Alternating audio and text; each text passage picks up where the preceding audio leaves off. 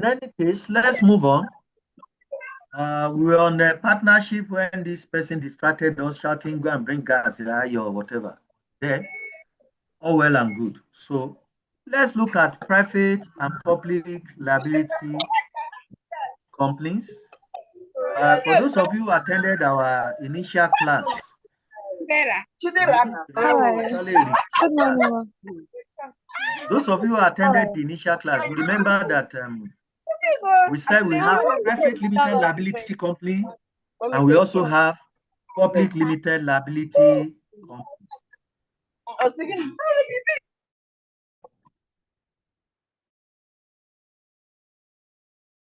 Hello, sir.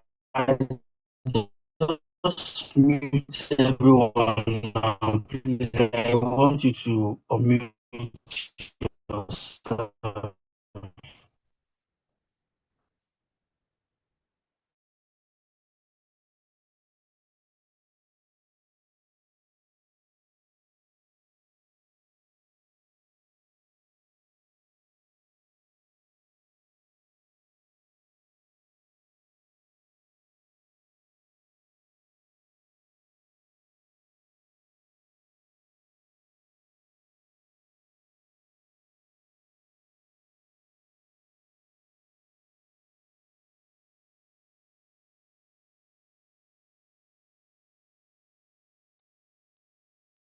Can we hear me now?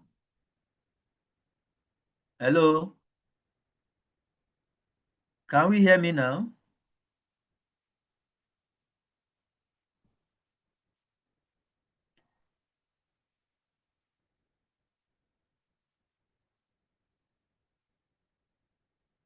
So, like I was saying, we have public limited liability company and private limited liability company. And as I was saying, that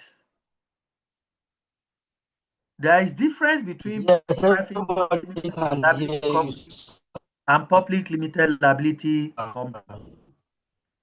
I said private limited liability company usually has minimum of 7 members and maximum of 50. While public limited liability company has minimum of 7 and maximum, there is no limit. Was also saying that another basis for disparity between them is that the private limited liability company, you cannot find their shares on the floor of Nigerian Stock Exchange. But public limited liability company, you can find their shares on the floor of Nigerian Stock Exchange.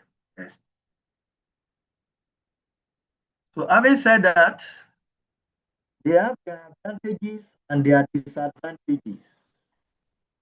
They have their disadvantages and their respective advantages, which we have earlier discussed in our first interaction. For instance, when we say private limited liability company and public limited liability company, you discover that the owners of public limited liability company, they can decide to sell and come back.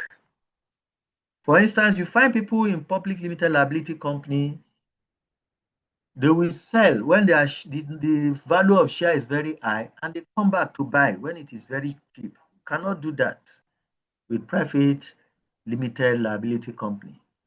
In private limited liability company also, they have some advantages to them. Like for instance, the oath of secrecy is much easier there because the information you can enclose within the system. And when there is liability, they only lose. Okay? They only lose to the tune of what they are brought into the business. So, in any case, we have been able to look at types of business. And having looked at various types of business, we have been able to tell you that a business can start as sole proprietor business. It can grow to become partnership business. It can grow to become private limited, and it can grow to become public limited liability company.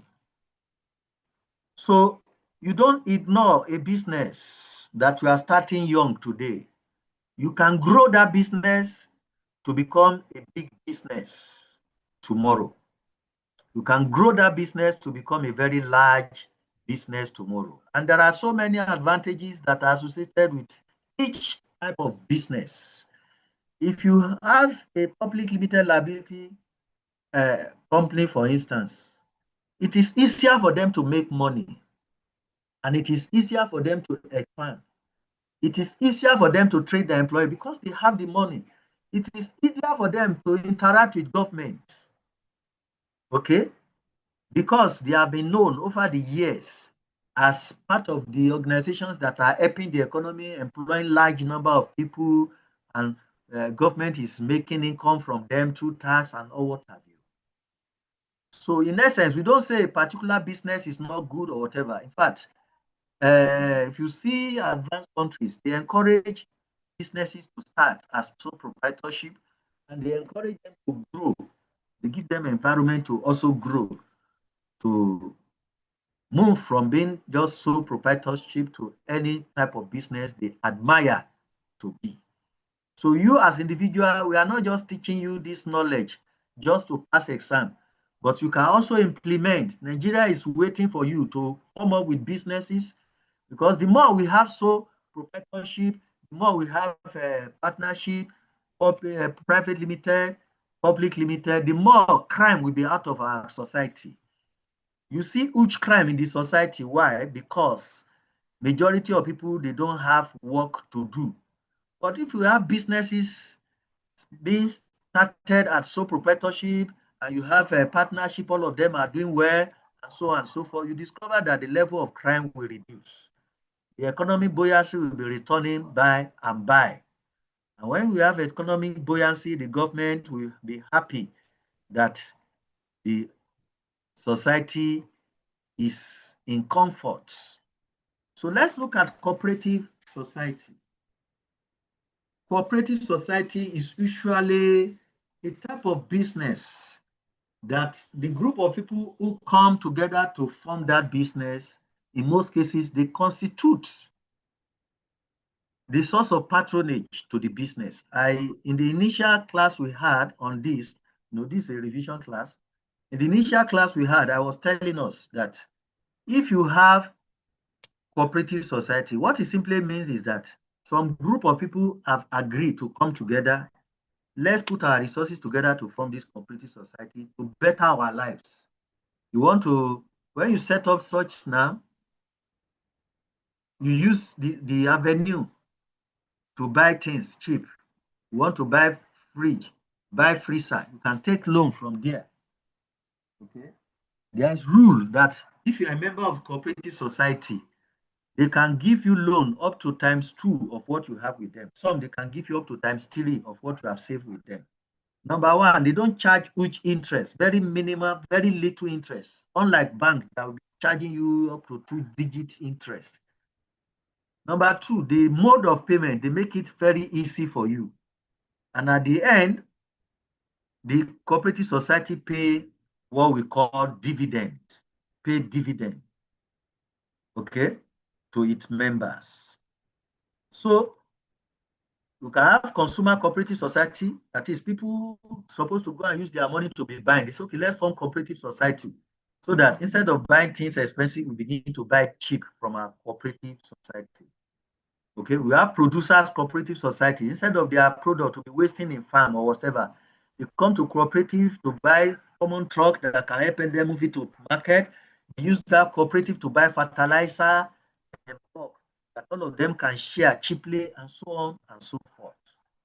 All this we have discussed in our initial class, but just by way of revision now. You have credit, you have farming cooperative society. All these, they are individual into the same trade, into the same interest. doing that to help their business and to help the comfort of all who are members of the cooperative society. So I'm sure some of you are workers. You probably belong to a one or cooperative society already.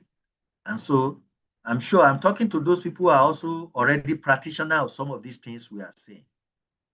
So in summary, we have been able to look at sole proprietorship, we have been able to look at partnership, we have been able to look at limited liability companies, we have been able to look at cooperatives.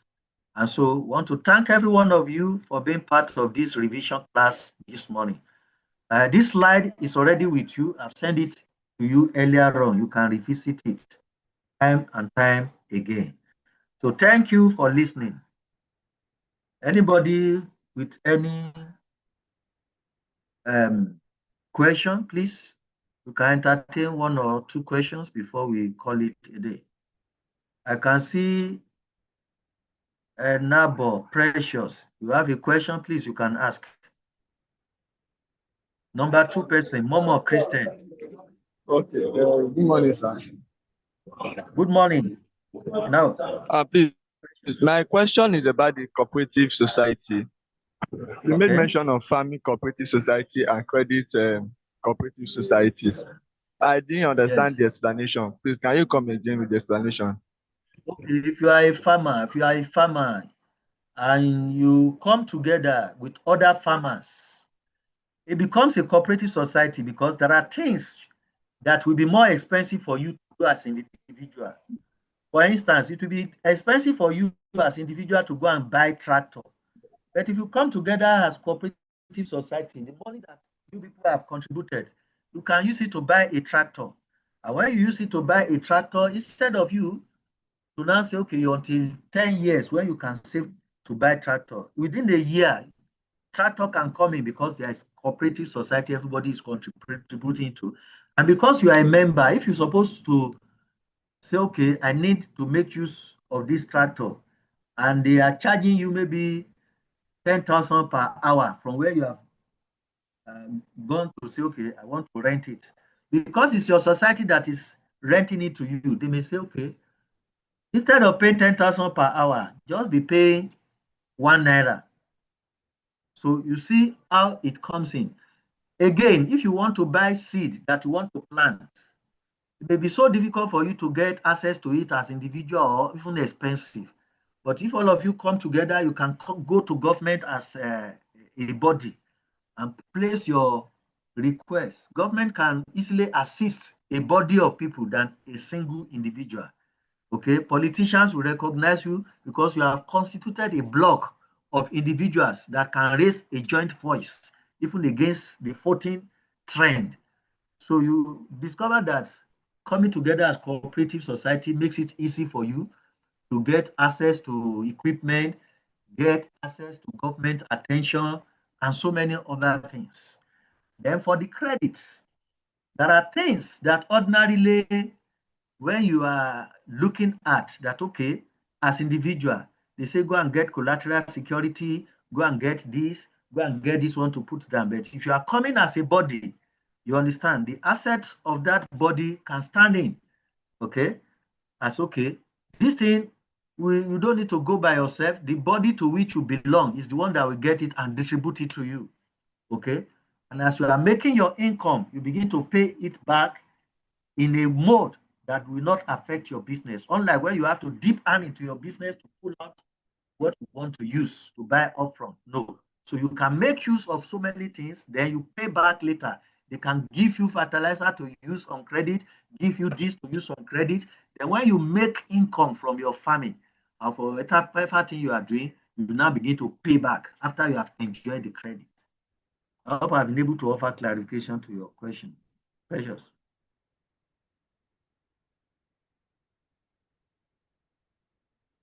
I hope I've been able to offer clarification to your question. Hello, sir. Hello? Yeah, good morning, sir. Good morning. So thanks for your teaching. My question is, please, what's the difference between sole proprietorship and monopoly business? Wide difference. When we say sole proprietorship, it means it's only one person that owns that business. And when we say monopoly, it means it's only one person that is doing that particular business. It's only one business. For instance, in Nigeria, if Dangote is the only person, is the only business that is allowed to be in charge of sugar in Nigeria, then that's monopoly. It's different from when you are talking about sole proprietorship. Sole proprietorship simply means only one person owns that business. So monopoly, you can have public limited liability that is into monopoly. Okay. If First Bank, for instance, now First Bank is a public limited liability company. If First Bank is said that is the only bank that is allowed, okay, to receive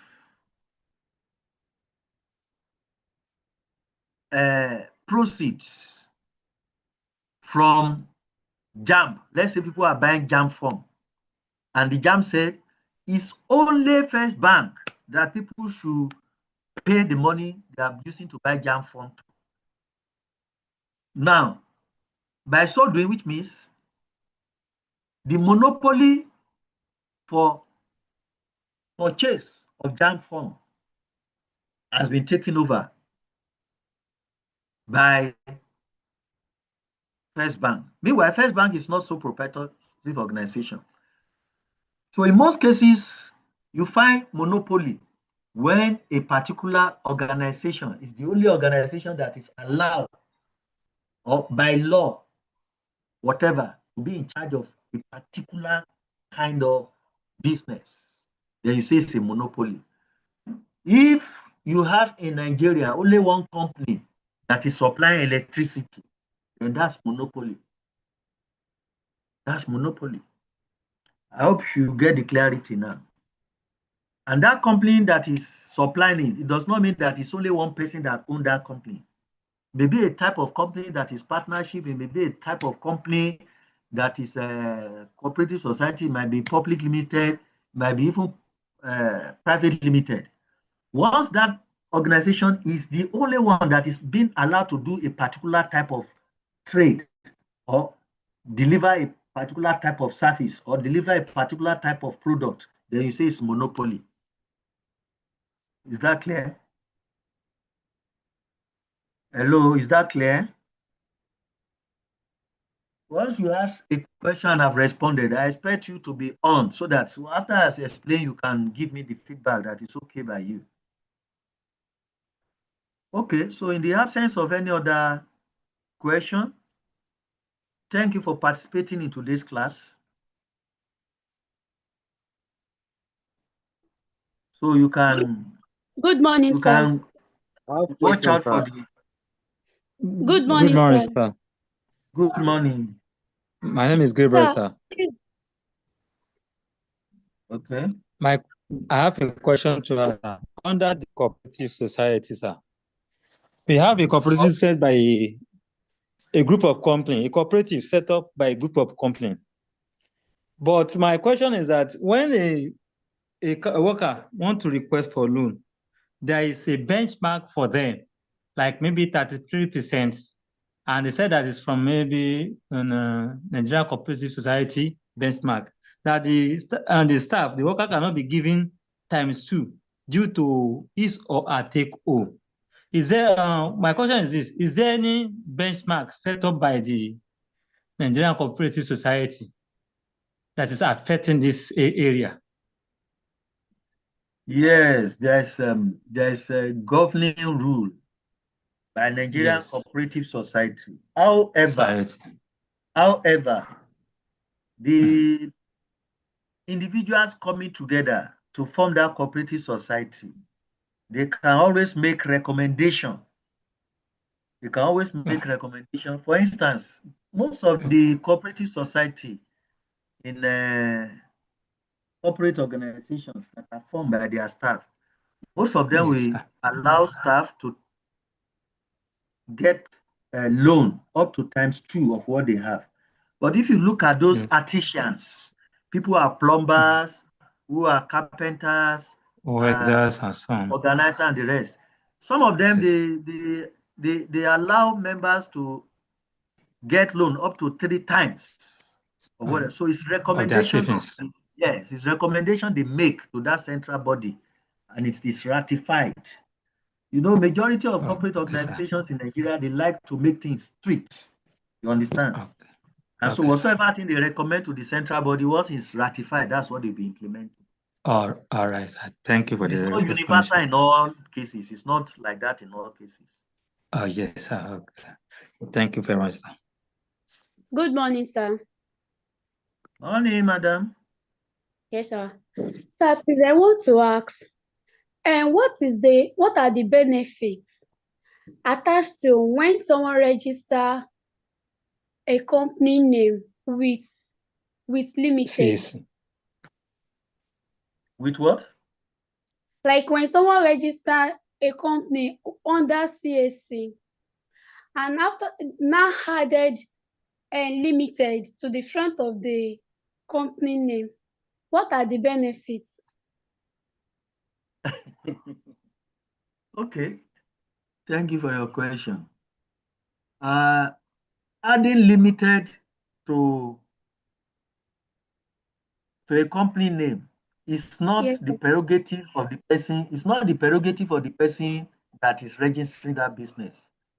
Okay, sir. Limited that you are adding does not give you any advantage or disadvantage. That you are adding limited is just showing the categorization of the business. Whether the business is what? Is limited liability company. That's what it just means. You cannot register as sole proprietor and go and now put limited. Okay, that would be deceptive because sole proprietorship is not in the limited organization category. Partnership is not in that category. Okay, so when you put limited, you are indicating the categorization to which you belong. And it is mandated. It's not even your wish. It's mandated by the CAC so that somebody coming in contact with you, if you have a business and I see limited, the impression you have given me is that you are not a sole proprietor business. You are not a partnership business. That's the impression you've given me. So if I now probe further, that you just go and have that limited by yourself, it's not that you are actually a limited. You can individuals can sue you.